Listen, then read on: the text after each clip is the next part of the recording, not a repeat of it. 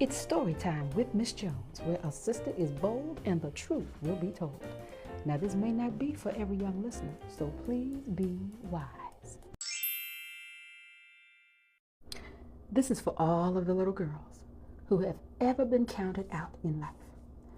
Don't let it keep you down.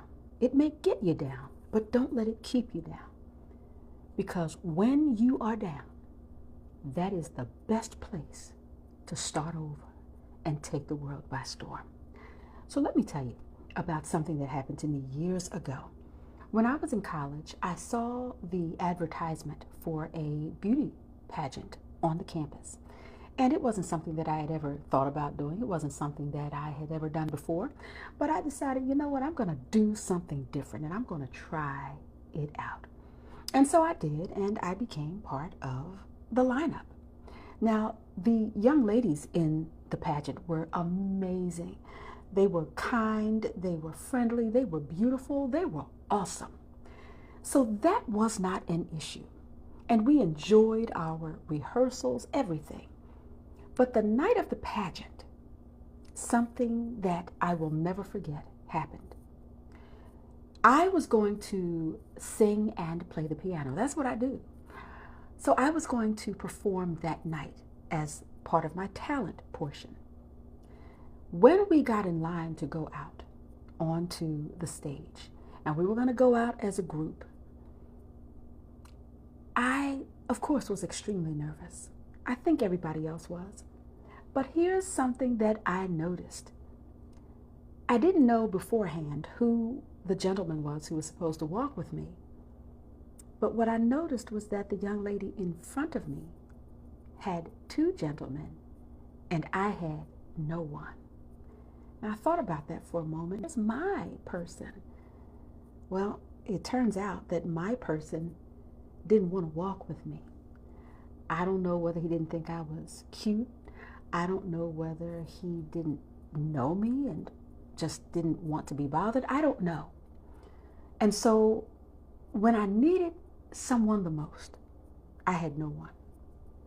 But not to be shaken, at least visibly, I went out anyway.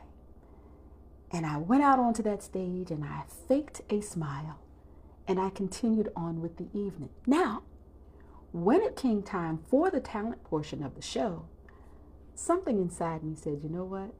He's really going to regret that after this. And so they had the piano out there for me. They had the microphone all set. And when I hit the first note on the piano, the place hushed.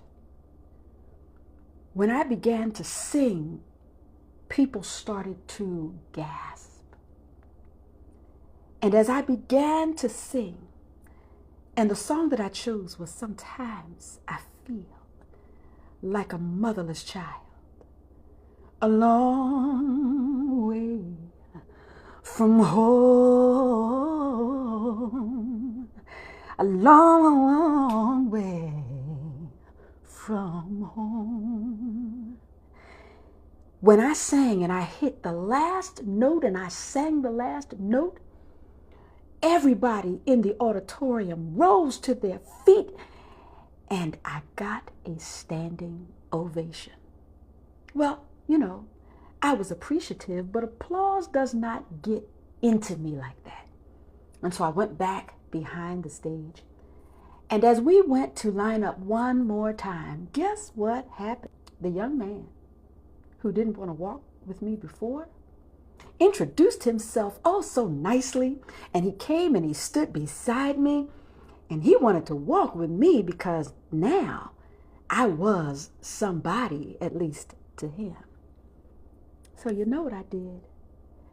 I looked him square in the face and I said, you know what? No, thank you. You see, before I was really nervous and I actually needed you and you weren't there. You mistreated me. Now that the audience is for me, you want to stand with me. So no, sir, I don't need you. I'm going to walk out again by myself, just like I did before. He stood there, mouth open, And I turned my head and walked away. And I went back out on that stage by myself. And so I said all of that to say this. There are going to be times in life when you are rejected. How you handle it is going to make the difference between you making something out of a moment and breaking what could be a life-altering moment. So as I said before, young ladies, you may be rejected, but don't let it keep you down. It may get you down, but don't stay down. Use that moment to propel you forward into something delightfully beautiful.